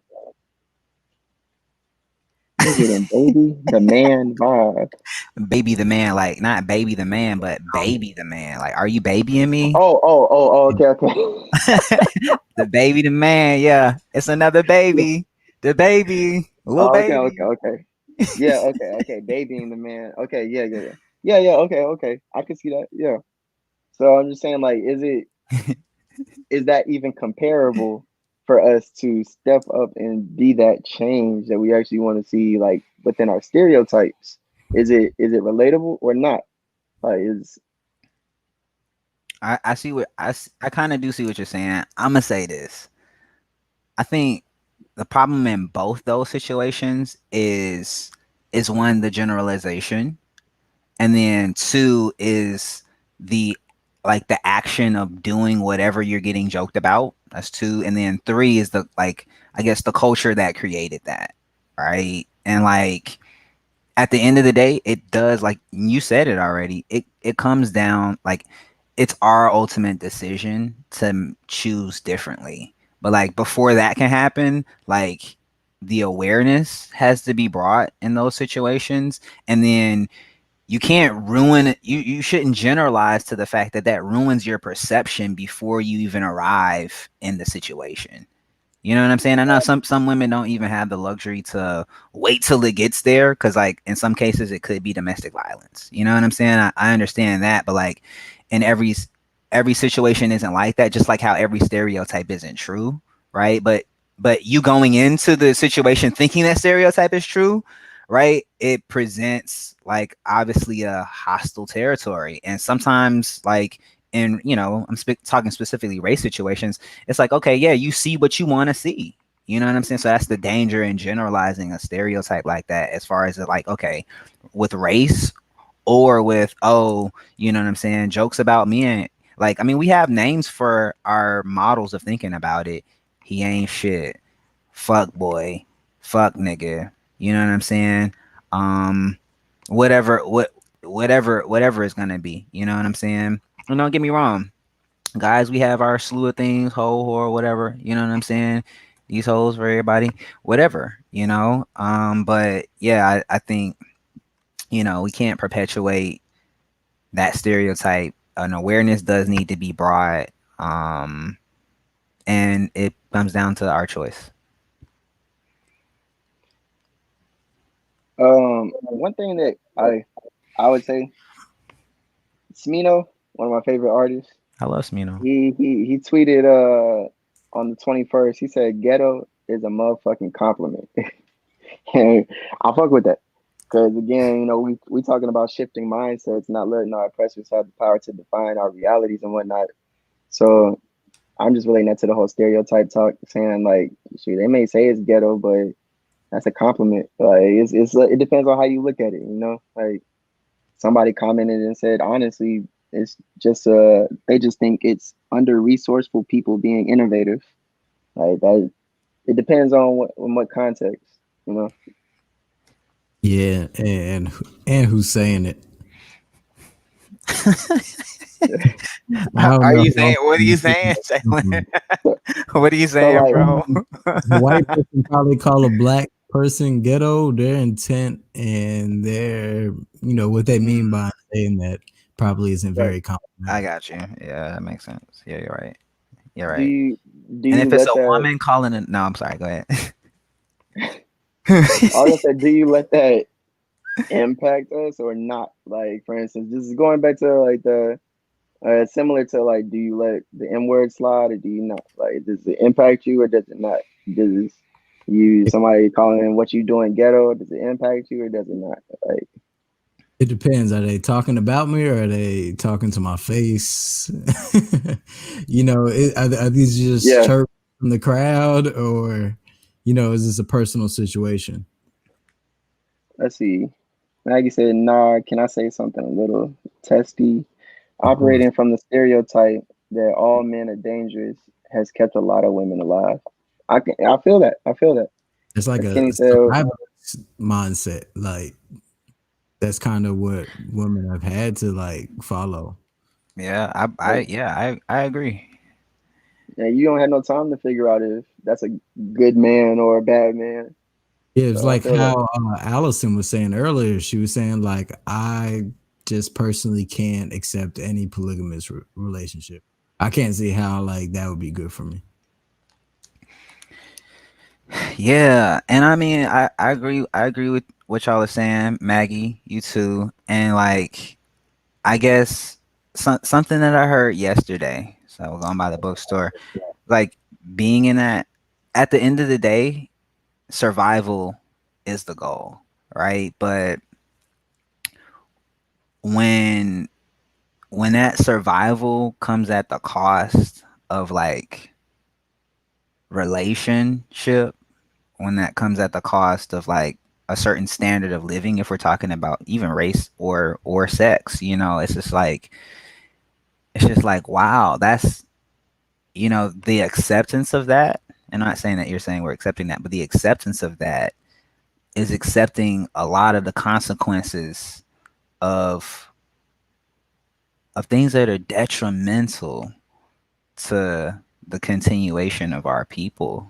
You know what I'm saying? And the continuation of our relationships, the continuation of love, you know, the continuation of liberation, you know what I'm saying, of alliance between men and women in a pursuit to free men, women, and their future children, you know. So, you know, I do understand that, you know, that luxury isn't there. And you know, women are being protective right now of uh of themselves, and you know, their women are being heard, you know, more now, but we need to really focus on being intentional about the positions women have politically and even in our households, to the degree that they don't have to protect themselves from the people they're supposed to be partnering with, Shouldn't have to. you know, And like the you said something. go ahead. No. Go ahead No, and say what you were about to say. I was About- gonna reiterate something, so it's cool. Go ahead. You brought up the future generations, or like, you know, their children. And, you know, I think that's one thing that stood out to me throughout his writing, was that he always relates the status of women to the status of the future generations. Very And true. Very true. this is on page 33. Maybe I can scroll to it. But he says the emancipation of the woman denotes the emancipation of the man, and is the emancipation of the whole of a people. So he says and I think he's making certain points that kind of distinguish what I would say he believes a woman's. I don't like saying this, but what a woman's position or role in society should be, or what it could be. So he says, with women's role in education in the youth, the more their understanding of life and the more they acquire the mastery of life, it is a benefit to the rising generation. So he's kind of making the point that in oppressing women, you're oppressing them from reaching their true heights. You're in turn oppressing your children. And I think that's a powerful point. And he goes on to talk about how women constitute the base of society. So this was something I thought was cool. He said, like, if all the women in the world were to disappear, men would have no chance. But if all the men in the world were to disappear, then the women who are currently, you know, pregnant with children, they would raise those children and they would continue society. Whereas men would have like, Wow. we'd be dead in like 100 years. Less than 100 years. Wow. Yeah. That's Honestly. crazy, All man. that testosterone built up. Yo. Like the youth probably gonna chop each other up. Right. Man, yo, but think about that. We're talking about reproduction, regeneration. Like think about like a starfish, right? When a starfish gets sliced, it can grow itself back, right? Like we're essentially saying that, like, you know, when women are needed to regenerate, like to reproduce. Like if something goes wrong or some survival doesn't happen for a lot of people, we need women to continue.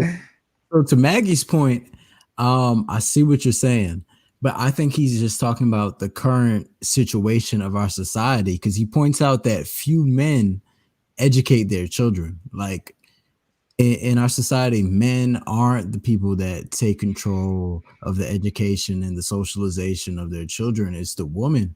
So in impressing the woman, because she does play that role, you're oppressing the children. And he does say that like men should take a larger role in educating their children, but because of how things are, that oppression affects the youth in that different way. And he said, another reason why women constitute the base of society is that they understand the value of life in ways that men never can because they are the birth givers. I just saw that that whole section right there around page 35 would be pretty interesting. Yeah, I didn't necessarily see it in the aspect of like you're the sole responsible person. It's just like you're that our mothers are that first person. Like the doctor gives us right to our moms right after. Like it's Women like educators matter. but it's still touching on equality though. Like Yeah. it's still the man still needs to be in that role as well. You know. Yeah. I can't see it as being problematic if you interpret it the wrong way, and things can be interpreted. I won't say wrong way, but just interpret it in a different way, where it is like, yeah, that's your role, and it's kind of like what, like I was born to just do this, like so. Yeah. I kind of related that to just in a sense of respect, where and just in general, like we don't necessarily put a lot of as we grow, we don't put a lot of respect on the people that necessarily educate us in a sense, not necessarily teach us, but educate us. And I like to go back to where Tupac was talking about, like talking about we eventually will have a race of babies that hate our ladies. I would hate the You know, if we ladies don't, that make the yeah, babies. And yeah, since a like man can't make one, he has no right to tell a woman when and where to create one. this is literally that right there. Like This is literally everything he just that. now said. Dang, Yeah, Tupac. Yeah. she said, So why though? Giving again, birth doesn't mean women have some innate understanding of the value of life. That's true. That's true. That's very true. but You're right. That is very true. But okay, Jalen, make your point because I know you're about to say I was something. gonna say they do have an understanding of life that men don't have. And I think that's kind of what he's saying is like women do go through this process of carrying a child, that relationship of being with a child, the The changes that your body goes through to care for a child. Like yeah. like that's a like for life, for bringing life into this world. I think we kind of underestimate what that really means. And for a woman to have the ability to be able to do something that grand, and for the human race. And, Well, so hold on, we can't. No, I could say we're nurturing too. I could say that as well. I see what you okay, mean by like, with him just saying like we don't go through the experience of pregnancy, but just a different perspective and how we have to unify together to progress with the synthesis of our perspectives, not necessarily. And granted, the man's dead, so we'll never be able to ask him ourselves to be like, "Yo, what exactly did you mean by this?" But I would like to not perpetuate that patriarchy. How giving birth is a violent danger. It is violent. Yeah, it's a miracle too, though, ain't it?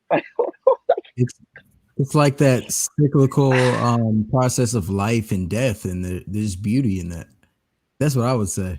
and like I think if you think in terms of roles and not life, the whole argument gets flipped into patriarchy, because think about patriarchy. Patriarchy would think in terms of roles, which is you know what I'm saying? It would think of birth in the sense of the role of a woman. You get what I'm saying? But thinking outside of the patriarchal construct of that role to nature's natural process and the beauty in that, taking your thinking there changes the whole notion of, oh, pregnancy, birth equals nurturing kindness, it takes it to a level of like your body is naturally equipped to do something so grand as to bringing more life into this world.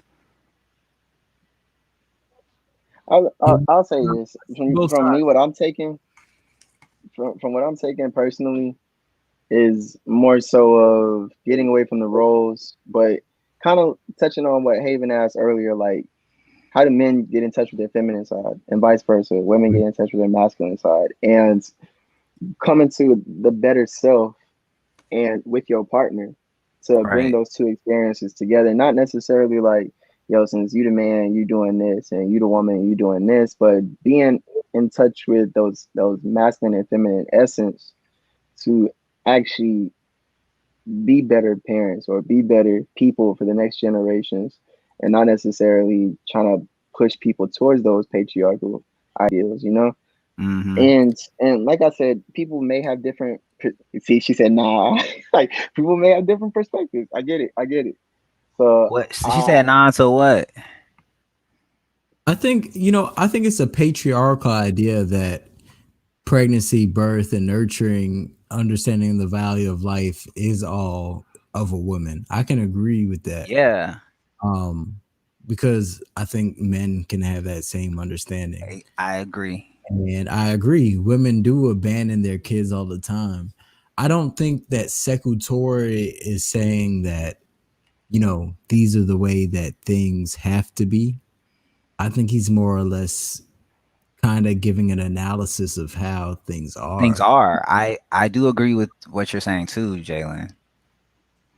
Um, and even right here it says, finally, a man or women are equal by nature.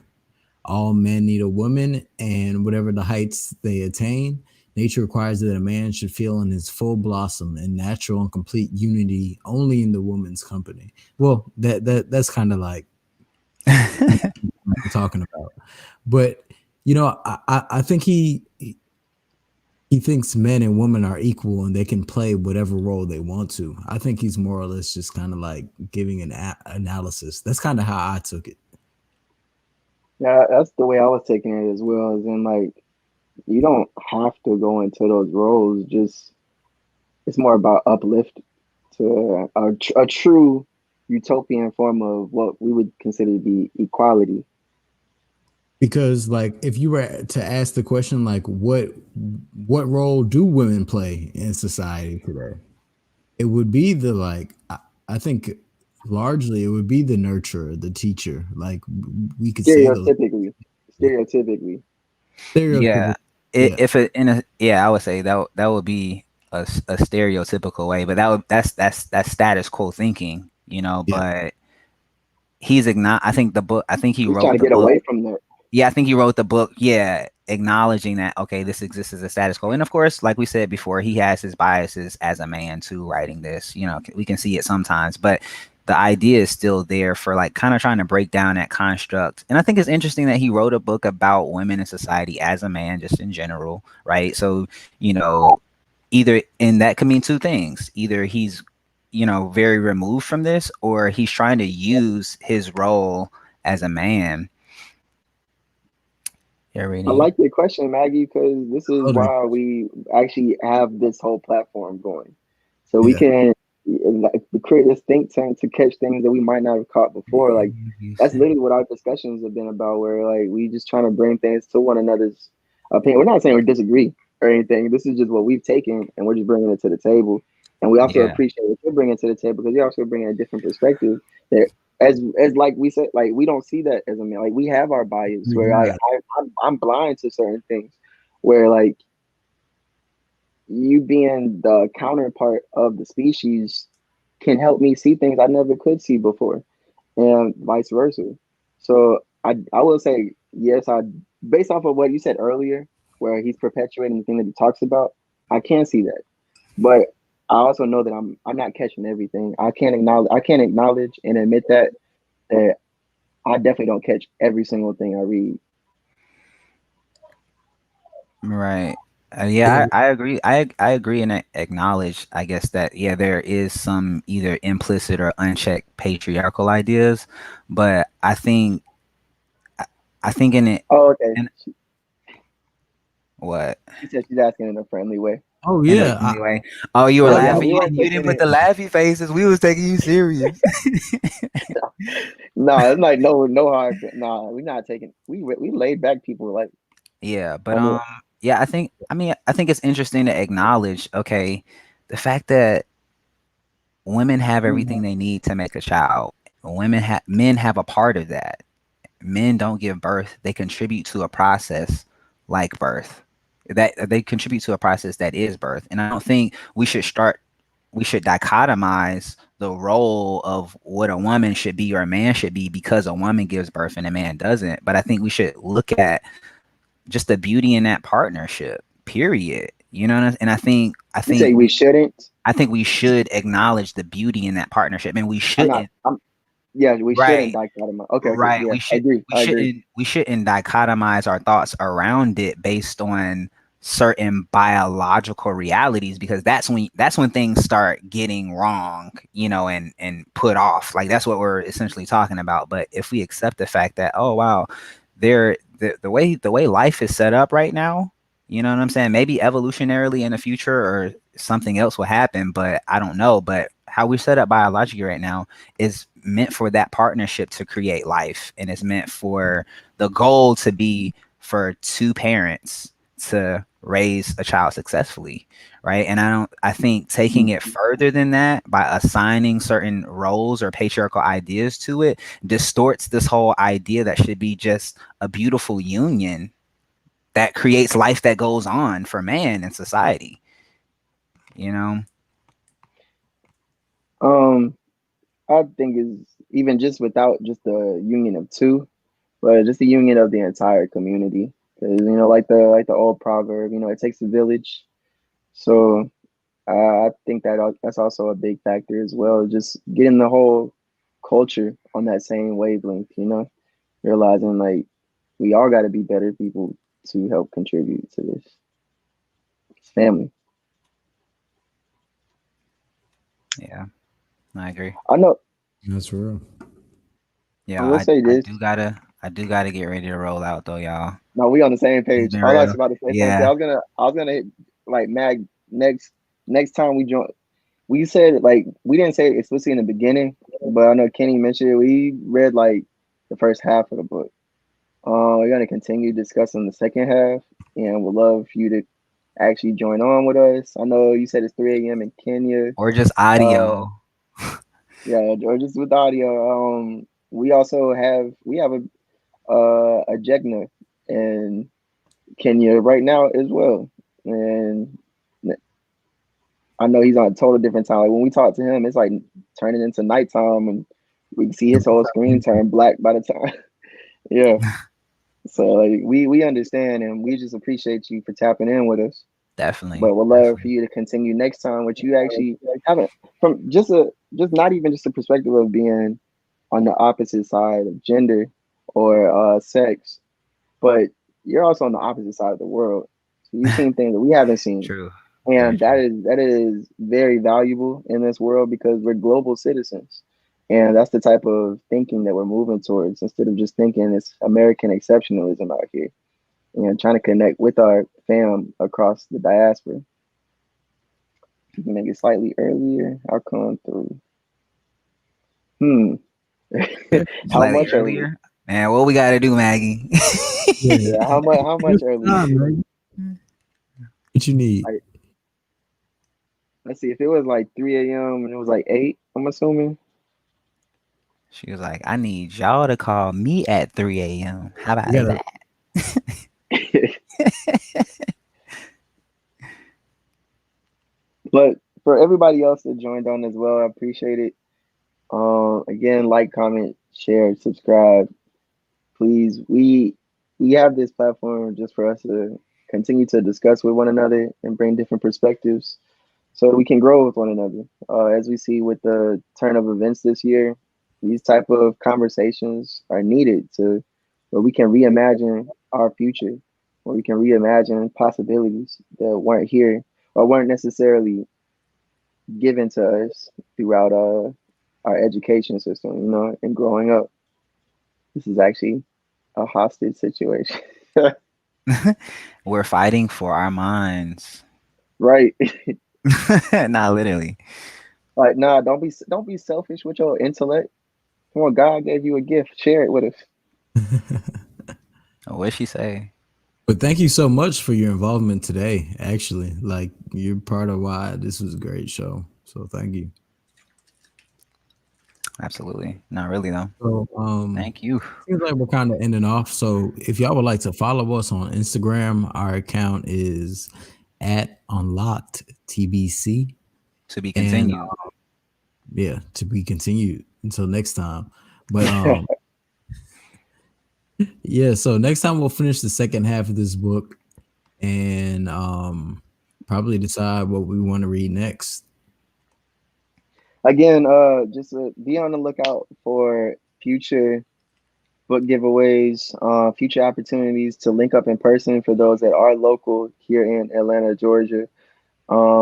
For others, we've recently been traveling, so like if there's anybody else that just so happens to tap in with us somewhere else, it's a possibility we could be in your city sometime if COVID permits that. But you never know, so be on the lookout.